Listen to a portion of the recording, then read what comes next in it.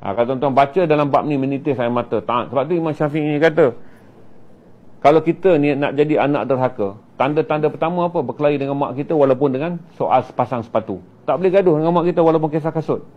Dan kata Imam Syafi'i, orang yang paling derhaka di kalangan kamu adalah ibu dia yang terpaksa merendahkan suara, bercakap dengan anak sebab takut dekat anak. Dah jatuh dah derhaka yang teruk. Tak tahulah tuan-tuan, kalau tuan-tuan tengking mak saudara macam mana? Tuan-tuan tengking mak tuan-tuan macam mana? Kata Imam Syafi'i, kalau mak kita rendahkan suara cakap dengan kita sebab takut kat kita, itu pun dah derhaka yang paling besar.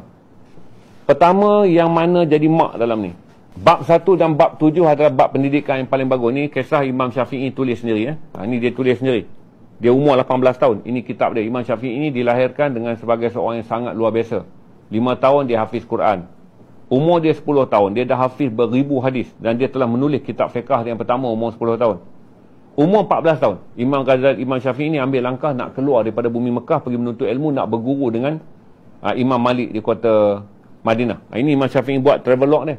Buku ni bukan kitab fiqh. Dia adalah kitab travelog Imam Ghazali. Imam Syafi'i meninggalkan kota Mekah pada usia muda 14 tahun, pergi berguru dengan Imam Malik.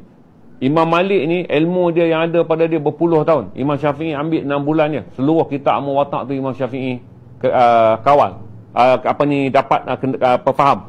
Malah 3 bulan tu dia suruh Imam Syafi'i mengajar. Sebab aku tak ada ilmu dah nak ajarkan kau Syafi'i. Imam Syafi'i umur 14 tahun. Kemudian Imam Syafi'i minta izin daripada Imam Malik. Aku nak pergi berguru pula dengan dua anak murid Imam Abu Hanifah yang sangat terkenal di Kufah dalam Iraq lah sekarang. Imam orang itu adalah Abdullah bin Hasan dan juga Khadi Yusuf.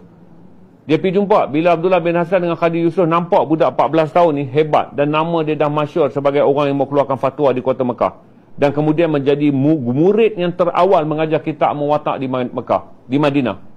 Dua anak murid Imam Abu Hanifah tak sanggup nak ajar Imam Syafi'i walaupun dia budak, sebab kamu sangat pintar.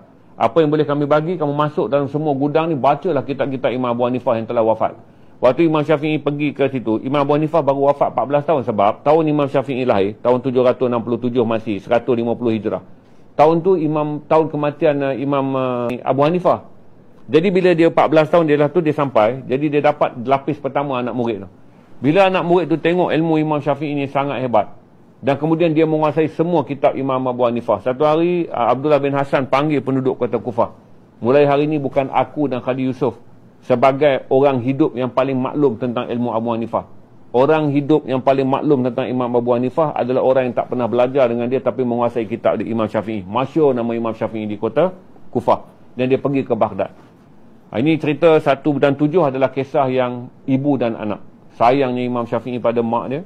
Dan bagaimana ibu dia membesarkan Imam Syafi'i dengan satu je cita-cita. Allah bagikanlah aku anak lelaki yang pandai dia, yang dilahirkan pandai dan dapatlah dia menyampaikan sambungan kalam Rasulullah. Bila Imam Syafi'i balik bab 7 ni, mak Imam Syafi'i masih lagi. Imam Syafi'i datang daripada keluarga yang miskin. Apa lah, sebab Imam Syafi'i tak pernah makan nasi. Imam Syafi'i kata umur aku sampai 14 tahun aku tak pernah makan nasi. Dalam bab 2 ni baru dia jumpa satu rombongan terkejut. Oh, ini Asy-Syafi'i, Asy-Syafi'i orang sebut budak-budak yang boleh buat keluar fatwa di kota Mekah tu. Orang jamulah dia makan nasi. Umur 14 tahun pertama kali Imam Syafi'i makan nasi. Kemudian kalau tuan-tuan sampai bab 7, bila Imam Syafi'i 4 tahun balik merantau, dia jumpa Imam Malik. Imam Malik dah tua. Umur Imam Malik 57, campur 14, 71 tahun, campur lagi 4 tahun, 75 tahun. Jadi Imam Malik kaya. Dia kata, Syafi'i, kau ni budak baik, ambillah separuh harta aku untuk jalan agama. Separuh harta dia ditulis di sini, beratus ekor unta, beratus ekor kaldai, dan beratus-ratus uncang emas. Imam Syafi'i balik dan akan jadi orang paling kaya di kota Mekah. Mak dia dengar je kata Imam Syafi'i balik, nak balik kereta, sebab Imam Syafi'i hantar wakil. Tunggu sebab kami balik dengan kereta, aku tak boleh jalan dengan cepat. Mak dia tunggu depan pintu kota Mekah. Sampai je situ Imam Syafi'i sampai, muka mak dia dah marah dan Imam Syafi'i terkejut kenapa dia dipeluk oleh mak saudara dia, tidak ibu dia. Kemudian datanglah mak dia kata, wahai Syafi'i, apakah kau akan nak masukkan semua harta ni dalam kota Mekah? Syafi'i kata, ya. Tidakkah kau malu? Kau keluar dulu niat kau mencari ilmu agama. Sekarang kau bawa balik, kau tak malu dekat saudara mara kau, dekat orang kota Mekah yang tahu kau ni keluar nak cari ilmu agama, sekarang kau bawa balik kereta. Imam Syafi'i ni, kenapalah banyak dalam petikan Imam Syafi'i ni hormat pada ibu tinggi. Imam Syafi'i kata, ibu bonda, kalau itulah yang menyusahkan bonda, panggil semua orang kota Mekah yang miskin, kita sedekahkan harta ni. Sepetang, kata Imam Syafi'i, disedekahkan harta kepada semua orang miskin dalam kota Mekah. Sampailah tinggal dekat dia 15 dinar. Imam Syafi'i sembunyi dalam kocek dia. Dia nak langkah masuk pintu kota Mekah ni. Pintu kota Mekah ni pintu janji. Sebab dulu dia keluar nak cari ilmu. Mak dia tak mau bagi dia lepas masuk pintu kota kalau dia melanggar janji daripada Allah.